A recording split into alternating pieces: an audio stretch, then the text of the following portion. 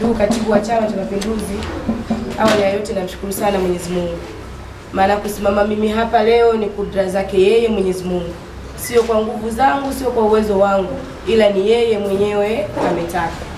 Sisi tunaamini katika vipawa ambavyo Mwenyezi Mungu anavitengeneza. Ndugu vijana wenzangu, leo rasmi mnanipokea kama mwenyekiti wenu wa vijana mkoa wa Singida.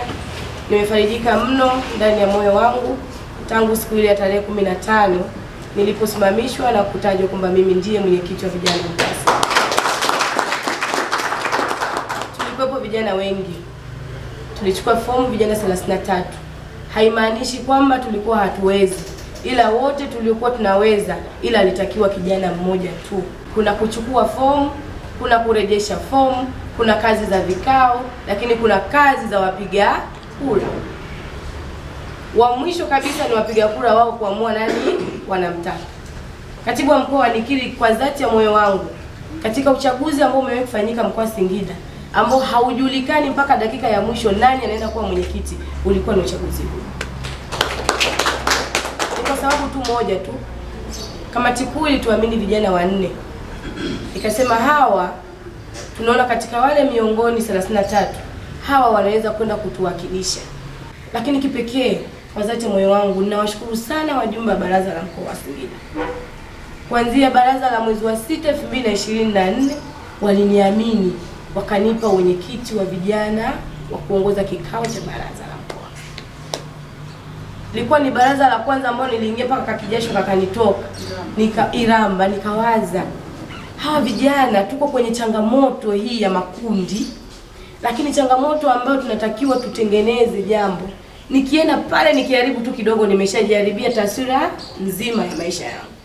Nikasema, Mungu naomba tu niongoze kwenye hichi kikao cha leo, huenda ikawa ni mtihani ambao mimi sijui mbele yake una nini. Tukafanikiwa katika baraza ambalo liliendeshwa ndani ya lisali 1.5. Tukamaliza ajenda zote, kila mtu amechangia ajenda ya wilayani kwake, tukamaliza kwa upendo, kwa amani, kila mtu anacheka. Katibu wangu wa mkoa aliniambia wakati ananipongeza, nasema leo mbele ya vijana, akanambia, mwanangu, ukiendelea hivyo utafika mbali. Mama, leo nimefika. Kwa ndugu zangu, kweni uhuru na mimi nafikika kama nilivyosema. Mimi ni msikivu, mimi nawasikiliza, mimi zaidi, mimi nashauriwa. Nimefika hapa kwa sababu nashauriwa. Naomba nifikishie salamu zangu kwa mwenyekiti wangu wa Chama cha Mapinduzi mkoa wa Singida.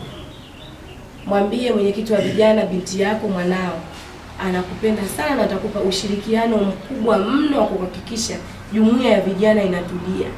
Nilimwambia Mwenyezi Mungu, kama ni kheri basi nijalie, ila kama ni shari niepushe nayo. Kama leo niko hapa basi ni kheri ambayo Mungu kaipanga. Mimi na imani Mungu ataiendeleza kheri hii na tutadumu katika kheri hii ndani ya miaka hii miwili. Lakini nifikishie salamu kwa mkuu wetu wa mkoa.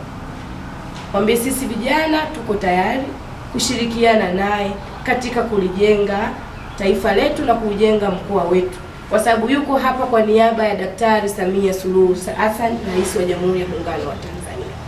Kwa sisi kama mmoja wa vijana tunaonyesha ushirikiano wetu mkubwa ndani ya serikali yetu. Tutasema yale mazuri yote ambayo yanafanywa na Daktari Samia Suluhu Hassan, lakini zaidi tutayafanya kwa vitendo na tutayaishi. Tunajua fursa za vijana nyingi zipo serikalini.